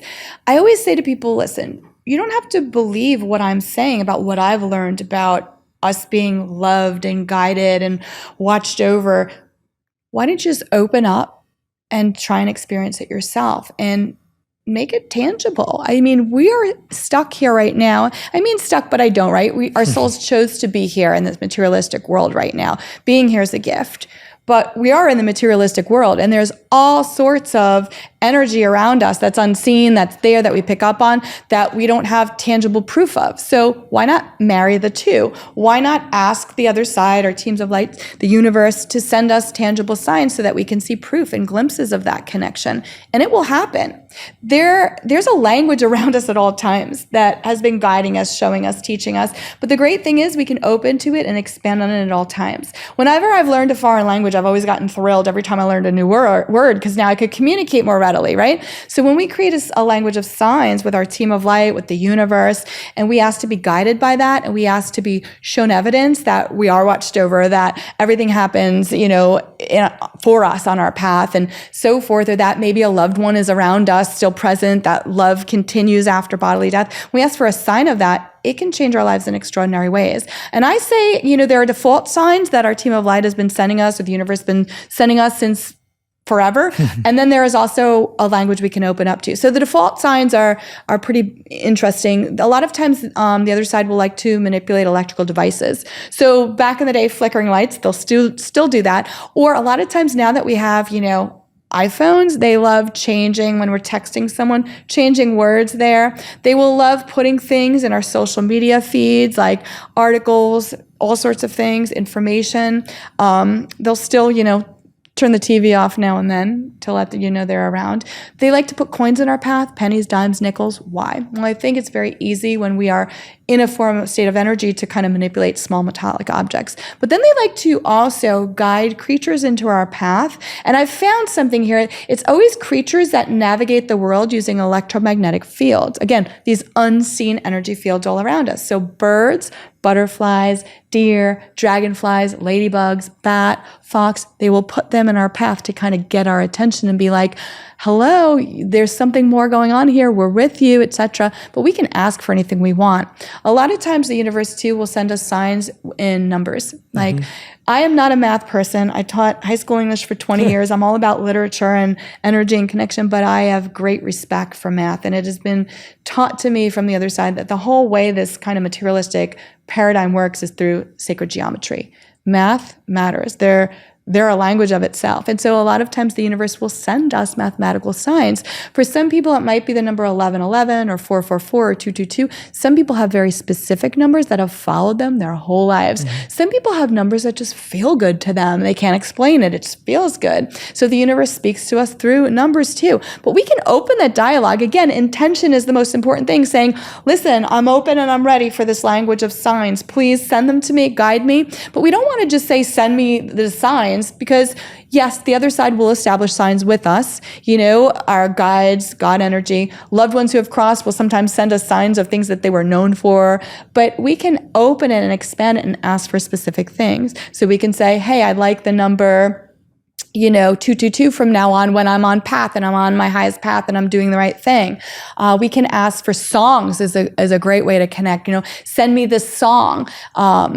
And sometimes our loved ones on the other side will send songs that they were known for too. They'll like play with it back and forth. We can ask for creatures. We don't have to just ask for creatures that navigate the world with electromagnetic fields. We can say, send me and pick something really different. Like I used to ask my guides for monarch butterflies and I was like, that's too easy. I'm going to start asking for aardvarks, armadillos, and anteaters. Because then my monkey mind will have to pay attention when I get that. Because of course we want to dismiss when we get signs. We're like, send me another sign so that I know that was a sign. And then we get it. And then we're like, send me one more sign and I promise this time I'll believe that it's a sign, right? So our monkey mind's always wrestling with it. So when we ask for kind of outlandish things, we have to pay attention when we start getting them. So when I get aardvarks, armadillos, anteaters in the most extraordinary ways, usually when I'm just thinking to the other side a question, or is this in my highest path to do, or it could be when I'm having a challenging day or celebrating something, I'll get my sign, right? We can ask them for anything we want. But I always say change it a little. Don't just ask for like an elephant, ask for a purple elephant. We can ask for phrases too, can be a great thing. Ask for a phrase and just be open to the language, be open to recognizing when the other side is talking back to us. I think it can transform our lives. It can help us find our highest paths. It can help us know unequivocally that we are not alone and that we are part of this great fabric of existence and that our paths are intertwined with other people's journeys and paths in ways that we can't fathom. Nobody gets to understand the impact of their spiritual self while they're here. When we cross and we do, this life review, where in an instant we're able to see not only the choices we made, but feel and see how it impacts other people's paths. It's mesmerizing, but we don't get to know it when we're here. We just have to kind of trust that we're doing it. How do we trust we're on our highest path? Well, using a currency of forgiveness, kindness, gratitude, love, those things. And I love the way you're speaking about how it's so different for everyone. And you're so right. Like we all second guess signs because we've been so conditioned to not believe in the, subconscious. So there's a part of us that's skeptical and cynical, even when, like you said, you get a sign and you're like, show me another one, show me another one, show me another one. And you rightly pointed out, that's that monkey brain. How do you know when, let's say it's a sign you haven't asked for, how do people know when it's a warning versus a positive? Or how do they know when it's like, hey, I'm telling you to slow down versus, oh, this is on the right path? Is that a language that you have to create and build? Or is that something that you're learning to listen to more closely? Well, I think it's learning to listen to more closely, but at the same time, you are building it every time you do that, right? It's honoring it in the proper way. So if something gets our attention as a sign and we're like, wait, what does that mean? I think the impetus will be like, oh, let me call a psychic medium and ask what that sign means. And that's not what you need to do. You actually just need to get quiet within yourself and you ask your team of light, can you explain to me what that meant? Can you show me something else to guide me with that? Or can you let me feel what that means? And we will have a sense of, oh, this is helping you avoid this, or this is leading you to something. The answer is within ourselves all the time. So all of us have the answers within ourselves. Our problem is we can't quiet ourselves in order to access that part. We don't create space for that. We're always looking to get the answers elsewhere when it's all right there. So if this is what I always say to people, if you got something that you think was a sign, it was a sign. You don't need to get validated by a psychic medium to know it was a sign. If you have that moment where your thoughts, your energy is like, is that a sign? It is. It means they've gotten your attention and you've recognized it. You know, can you imagine like the hoops and the things that they jump through to get us these amazing signs in the exact moments, and then we get them and we're like, I think that was a sign, but you know what? I'm going to reject it. Yeah. You know, what we do, like, so when we honor it, and the greatest thing you can do when you get a sign is to tell somebody about it, because then they know and you honor it, and you're also sharing that energy with others, and you're helping open up other people to their signs, right? It's this great chain of light and connection. So I think that the answers are always within us as to what the sign means. And if you got something that you think is a sign, it is a sign. But what I will tell you is the way the other side works is they do not dwell in fear and they do not use fear. If I ever am doing a reading for somebody or somebody gets a certain sign, it's not to scare them that something bad's going to happen or this or that. It's to guide them or prepare them or let them know, listen, I'm right here with you. You're not alone when you go through this, or we're here with you, right? Sometimes we'll get signs just so that we know we're being loved and supported through whatever it is we're going through. It's not that the other side has this magic wand that can be like, okay, we're going to help you avoid this thing that your soul signed up to go through so that you would grow and learn and understand, right? They're not going to wave that magic wand and stop that from happening, but they're going to be right by our side the whole time being like, you got this, we love you, we're with you, you're so precious, you are so important, right? And having that knowing within ourselves is the most important thing. So it's like getting our spiritual self on, reconnecting in that way and trusting that we have the answers ourselves. And if we just get quiet, we can hear it. Yeah, I'm so glad you went into the clarity of that, because I think for so many people, they think that that fear or that anxiety is a sign. And to know that that's not how the universe communicates in that frequency, I think is a really clear line for people to draw. Because I think often we think we're sensing things, but most of them are based on worry, anxiety, or stress or pressure. And that's a very real thing. And I think the stimulus that is out there in our world, it perpetuates that. It's like the snowball effect of anxiety. The other thing is too, just being an energy reader in the world, which we all are, we pick up on other people's anxiety and energy, and it snowballs for us.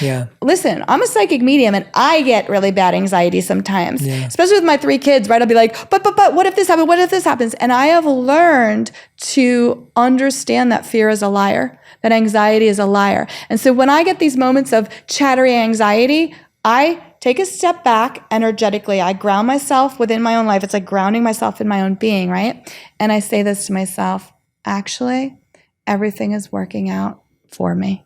And I just leave it, because it silences the anxiety immediately, because it reminds me that I am guided, I am loved, I am protected, and that I'm never alone. And I think it's so important for us not to feed into our anxiety cycles, right? And some behaviors can help unplug from that too, right? Maybe turn off the news. Maybe go, like, even if you're not an artist, I'm going to label that way, like a professional artist, go engage in art, because art is being connected with God. Right? God is this force of creation and love. those two things.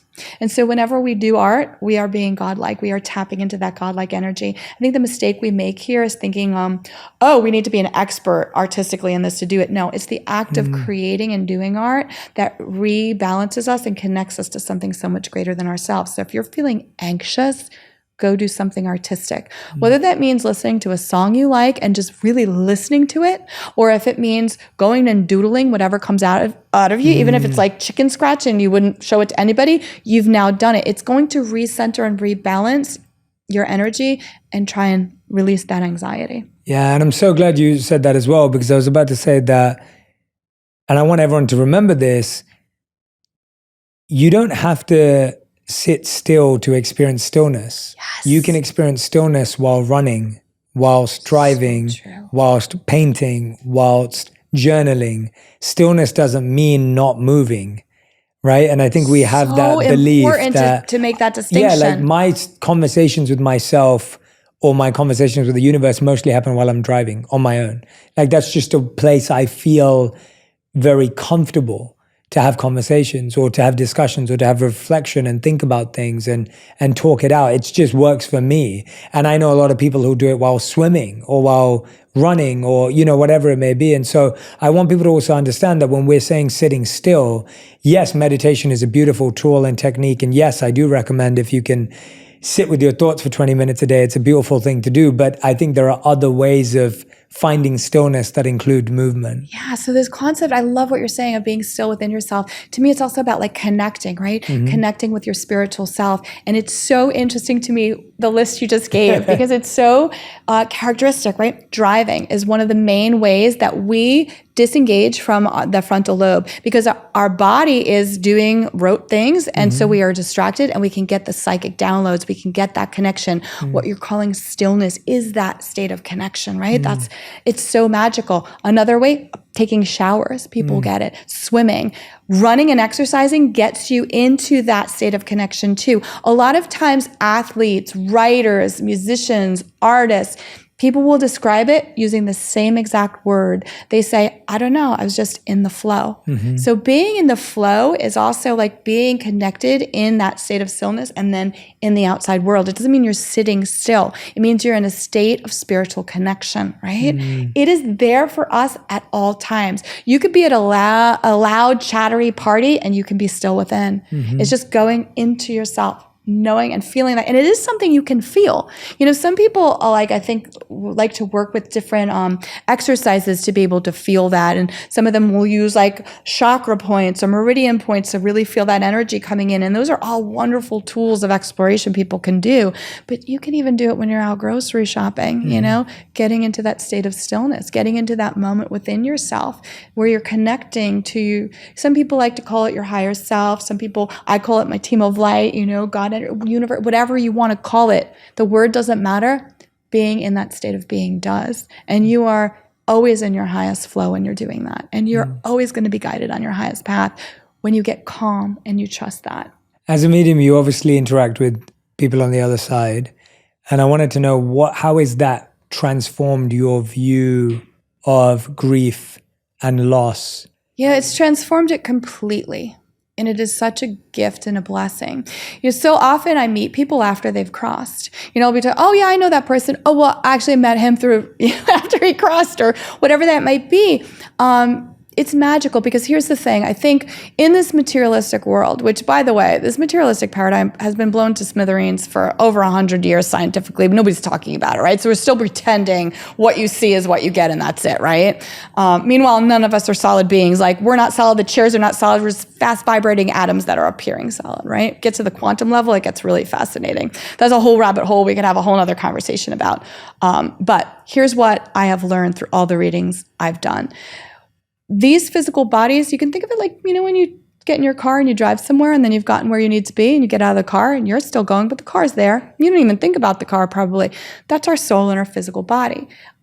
We come back here with soul groups, right? And we come back here, we find people in our soul groups. A lot of times we have spiritual contracts to work together.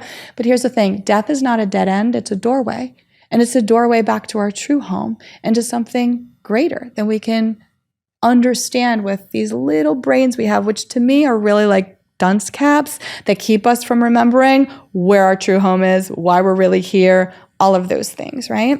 And so love is the most powerful thing there is, and that is the cord of connection always. And every time I'm reading for somebody and connecting with somebody on the other side and they're sitting here, oh my gosh, the feeling I get of feeling that love go through me, it's like being allowed to go to lunch with those people who love each other so much and being able to feel it as well. It's such a magnificent gift. But what's become very, very apparent to me is that love cannot be broken. When we have love for somebody, that is always this cord of light connection that is there. And here's the thing, relationships don't end upon bodily death. I've actually seen them get stronger after somebody's transitioned. Let's say there was somebody here on earth and their loved one on the other side. Maybe it was like a challenging relationship in some ways. Well, the person crosses, goes to the other side, does their life review, and now understands things in totally new ways. A lot of times will apologize, take responsibility for things they couldn't hear, things that there was no way I could know, right? Really specific things where the sitter is like, this is absolutely my dad coming through, and wow, this is real, and wow, I actually don't ever need Laura to talk to him. This love and forgiveness, this relationship is ongoing. And what's more is I can ask him to send me signs as tangible proof that this is real, he's still present. And it changes how people live in the here and now because they realize, and it changes, I think, their grief journey. Listen, there's no shifting the physical loss. Do we love hugging each other? Are we physical beings right now? Yes, and we want that physical touch and ability to, hear someone's voice. But when somebody transitions to their side, they're still very present and loving us. They just don't have voice boxes or arms to hug us. They're going to find ways to do that by sending us signs. And so opening up to that language with our loved ones on the other side and saying, show me that you're still present, guide me, asking for a sign and receiving it like 2 minutes later, it becomes an undeniable truth for you. Or asking for it and then getting it on a very special day like your birthday. You just begin to understand that death is not real. It's real in a bodily sense, but there is something so much greater that comes after. And here's the part where I love to tell people to start looking into and reading literature on studies of people who have had near-death experiences, what they've seen, children who have past life recall, deathbed visions of people talking about their loved ones and their relatives in the room with them right before they cross who had died years before. All of it validates the other information. I remember reading this study of somebody who was going through an operation, had cardiac arrest, saw all the surgeons, heard what they were saying, zoomed up and out, and as they were leaving, they had like clairvoyant vision. Their vision, they saw a red sneaker like wedged in like the top of the roof of the hospital, and then they were in cardiac arrest, I think. They restarted their heart, jumped back in their body. And when they woke up from this operation the next day, they're like, oh yeah, I had this experience and there was this red shoe there. So they sent the custodial staff up, and sure enough, you couldn't see this with the human eye anywhere. And this is way back before drones existed. There was the red shoe exactly where they said. How can we explain that? How can we explain any of these things? Our existence is so much more mysterious and miraculous and guided than we can fathom. We are so watched over. We are so loved. We are so inherently important to the people we meet and the people we're connected to. And that is what the other side has taught me. That is what people who have crossed have taught me. They have talked to me too about what they're most proud of in the things that they have done here in the world. And a lot of times it's like what they did for others that is still reverberating. One of the things I love is that people who have crossed will talk about things that their loved ones are doing in their name and the here and now. Anytime somebody raises money in someone's name, let's say they run a marathon, guess what? Your loved one's right there with you, and they're going to find signs and ways to show you. If we go, let's say we have somebody on the other side who crossed and it's their birthday, and we go to the ice cream store and we're like, here's, $20, whoever the next people buy it, tell them it's on like this person's name. Like that person's still allowed to be connected to this beautiful chain of light and goodness here on earth. So I think it's really beautiful to embrace this understanding that our relationships don't end with bodily death. We do need to communicate in a new way, but you don't need somebody else to access that for you. You don't need to go to a psychic medium to talk to, your grandma on the other side. You just have to get quiet within yourself, link up, set your intention, ask your team of light for help, and start creating a language of signs back and forth, because you're going to get them and you're going to see, I always say when I do sessions with people, and I love it and it's very sacred to me, and I'm not dismissing the power of that and how beautiful it is. But I'm always saying, like, you don't need me. It's like if you and your loved one wanted to go out to lunch and I'm like, hi, I'm going to come along, but you can't talk to each other. You have to pass the messages back and forth through me. You don't need that. You don't need me ever, right? So we can learn how to do this on our own. And I think if people are unsure, but they're willing to test it and start creating a language of signs, I think they're going to be blown away by what happens. And it's a very interpersonal thing where you try to explain the sign you got to somebody else, and it's like, I can't even explain how amazing this was and what happened. But there were a couple of things that stood out to me while you were talking. I read this book years ago. It was by Ian Stevenson called Old Souls. Yes. And so if anyone hasn't read that, I highly recommend it. If you're interested in out-of-body experiences, near-death experiences, or past life memories, I think across his time and his research, he talks about at least 2,000 to 3,000 cases of all three of those. Yes. And that book is such a great resource and, such a great thing to look at if you're fascinated by that. And there's so many examples, like you gave with the red shoe in there. Oh, there's so many great books on this too. That's why I say to ask the other side to lead you to the right books, because that's how you can learn so much. I think he worked at a University of Virginia's consciousness lab, which is still ongoing. There's still so much research coming out of there. It's really phenomenal. And that was the one thing. And the other thing that came out was, I love this idea of how when someone passes on, your relationship can actually strengthen with them rather than weaken with them. And I love that just as an idea and as a concept, let alone the fact that it can actually work in the way you're saying it. And I think our relationship with the death, like I think what you're saying is that our relationship with death changes when we recognize that it's not the end and that it's a doorway. 100%. And it's almost like that's one of the things, again, talking about things that have been hidden in the world. I think death is one of those topics that's hidden. Right. It's a subject matter that's hidden. It's almost taboo. It's and taboo. It shouldn't be. And it's ironic, right? Because it's the one absolute for all of us. Yeah. You think we'd be exploring this more. And the other thing is, we all have people we love, animals we love who have crossed. We all are going to have to deal with grief in some way. Why are we not talking about this? Why are we not exploring this concept, right?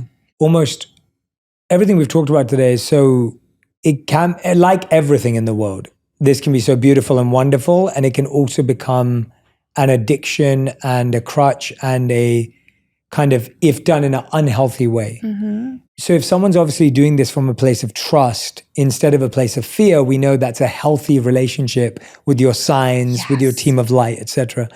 But for someone else, often what I find, there may become a over-dependency out of fear or an addiction to trying to figure all this out all the time out of insecurity or fear, not out of trust. And I think with anything in the world, we see that. Anything in the world, if done through trust, can be beautiful. And anything in the world, even if it's really good for you, even meditation done through fear, is not going to have the same result. So how do you encourage people to constantly tune into the healthy version of what this can look like and maybe not get caught up in like the constant worrying and the checking that often leads to their curiosity in the first place? Yeah, it's very interesting, right? Because I can see how you could go down like a lower vibrational path with this. And the way that I could see that happening is thinking you need others to validate your experiences or to get the answers from, rather than having this sense of calmness and knowing that the answers are within you and that you are hardwired to the other side yourself and can receive guidance in that way, right? So I'd be wary of trying to search for things through other people rather than through the vehicle of your own heart and being. One thing I just wanted to comment on too, where you said relationships can strengthen when people are on the other side. What people on the other side tell me is like, what they love is being able to be present always and be in more than one place at more than one time with people they love, like that they're not limited to, their own body, physical bodies in the way that it was. But getting back to the fear path with all of this, there's dark energy and there's light energy. And I think we can all feel the difference. And I think, I always work in the light. When you work in the light too, I think that you don't concern yourself with, I guess I'd say like ego in a sense. And I mean that for everybody who is opening and embracing this too, because the ego will play on your fear. The ego will say, I'm such a fool for for trying to believe in this or testing this, or what if I tell somebody this and they're going to make fun of me, or I don't have the power myself to do this. I need to go get answers from somebody, or whatever that might be. I think letting go of that and just taking some deep breaths in, because I think breathing will always connect us with our soul. It's what the other side has told me makes our soul click into our body is when we're born and we take the first breath, right? And when our soul leaves is when our breath stops. Sometimes a little bit before. That's actually, sometimes they talk to me about that. A lot of times if we have a traumatic death, we actually leave earlier. But I think that when we breathe, we can dispel the fear. So if we're starting to feel like focusing on something, it's funny, like when you talked about infatuation, I think that can happen with lots of things, not just love, right? So getting infatuated with this, like, I need all the answers now to my life. I need to know this. Like, I think it's very important to take a deep breath in and be calm and know that the answers will be given to you in divine timing. There have been times too where I've read for people, or even on my own path, where I've gotten certain information and I'm very aware that I'm not meant to know more until a certain time. And that might be because I need to experience a lesson for myself or whatever it is. But surrendering to that, I think, is important. That's peace, though. That's peace. Yeah, that's what I mean. That's such a beautiful relationship with this art form to have, because it's what I often feel like we're so addicted to the answers or wanting to get the answers that we don't know if we ever put in a sincere request. Right? It's almost like you're at a restaurant and you're like, where's my order? Where's my order? And then you realize you forgot to place the order and you didn't order it in this sense. It's not an order in this sense. It's a request or a seeking. But I feel like if our energy and effort goes into a sincere, genuine effort to ask, to request, to seek with authenticity and peace, then we can have a chance to listen and hear. But if the request is coming in as a demand or as a order or as a kind of, aggressive expression, then chances are it is harder for us to listen to and receive what may come from the universe or whatever we may call it. Does that resonate? Absolutely. Yeah. It's a very different vibration, right? Yeah. About like demanding versus trusting. Mm-hmm. And I think that in order to get into our own light energy, into the flow of that light, there is a certain surrender that has to take place. And that's very uncomfortable for most of us because we like to micromanage things. We also think we're go-getters, so we need to go get it or we're not going to get it. What I've learned is like there is divine timing in everything. And the greatest lessons I've learned, because I'm always in a state of connection, and you'd think I'd have a really great advantage. Like, oh, do I get to know my whole life path and everything that's going to happen? No, I get to know moments or glimpses, and then I'll be given more, and then I'll be blinded at times completely, and I'll be told by my guides, like, you're blinded on purpose. This is a pop quiz for you. Here you go. I've always respected that. But I think it would be very easy to get into the mindset of crossing my arms, stomping my feet, and being like, this is not fair. Why don't I have access to this information? There is so much going on for every single person's life journey, and by that I mean soul journey, that we can't understand. I think if we trust in it, we don't have to be happy about it sometimes. Let's say things aren't going the way we want. We need to trust that we're being guided, that it's going to unfold for us. That here's what I like to tell people whenever I read for them or whenever I meet them, and this is the truth. You are right exactly where the universe wants you for this exact moment in time. You are not off path.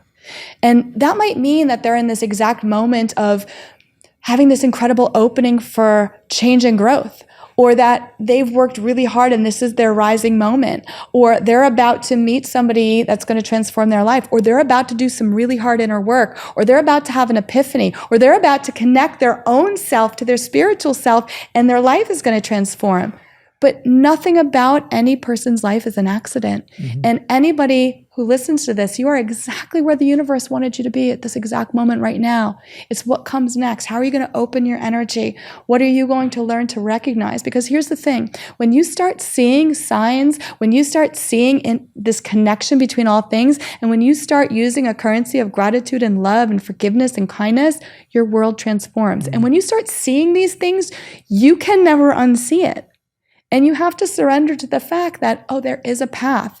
And sometimes your journey is part of someone else's journey that you've agreed to do. And it might be a little bit uncomfortable leg of the journey, but you're missing the perspective of understanding the beautiful chords of light you're creating, or how you're helping that person's soul, that maybe your soul and that person's soul had a contract that you were going to come here and do that for them, or be a catalyst for them to do something.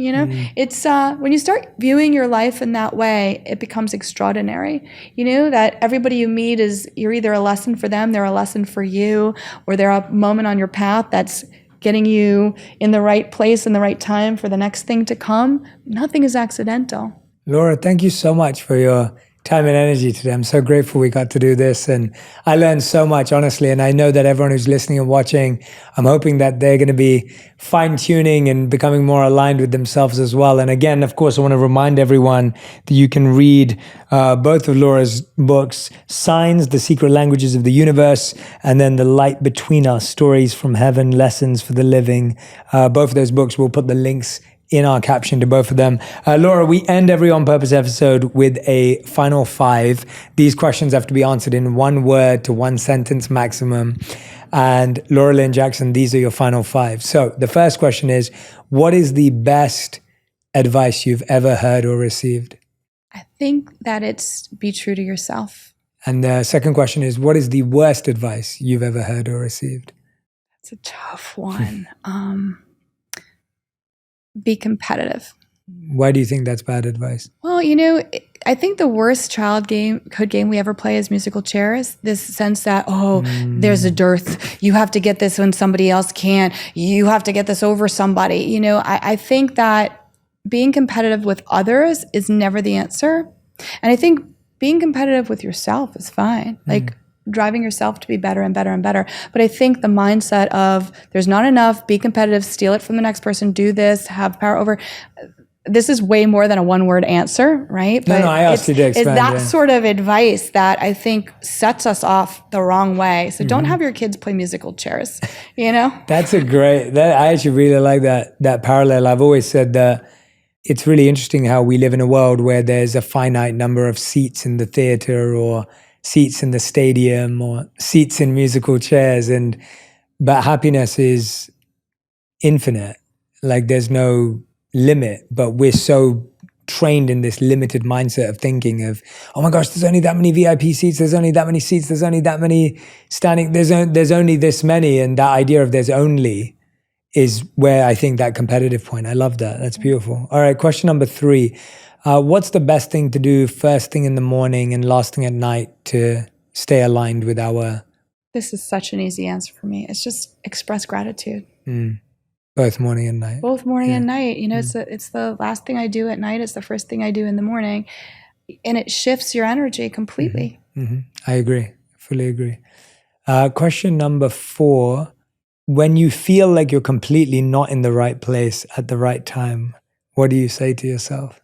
I say things are always working out for me. And by that I mean, we might have a very myopic view of how things seem to us in that moment, but there is usually a much greater reason, and that we are being guided and loved by forces that we can't maybe see, and we have to trust in that. And I think it shifts you out of like an angry, bitter, forgotten mindset into understanding that you are connected to all things and that you're here for a reason. Beautiful.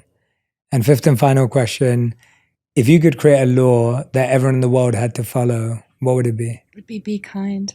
It's beautiful. Thank you so much, Laura. It's been so wonderful talking to you today. And I hope everyone who's been listening or watching, make sure you share your best parts of the episode. If you cut them up for Instagram or TikTok, I love seeing all the clips that you put out there. I would love to make sure that you tag me and Laura with the clips, with the moments that really stood out to you, parts you're going to practice, maybe your own stories of signs and moments in your life where you've had these experiences. If you need a safe space, please do share them with us. I'd love to be there. And thank you so much for your trust and love for On Purpose. I appreciate you so much. Thank you, Laura. Thank you so much. It's been such an honor being in the light of you. Thank you. Hey everyone, if you loved that conversation, go and check out my episode with the world's leading therapist, Lori Gottlieb, where she answers the biggest questions that people ask in therapy when it comes to love, relationships, heartbreak, and dating. If you're trying to figure out that space right now, you won't want to miss this conversation. If it's a romantic relationship, hold hands. It's really hard to argue. It actually calms your nervous systems. Just hold hands as you're having the conversation. It's so lovely.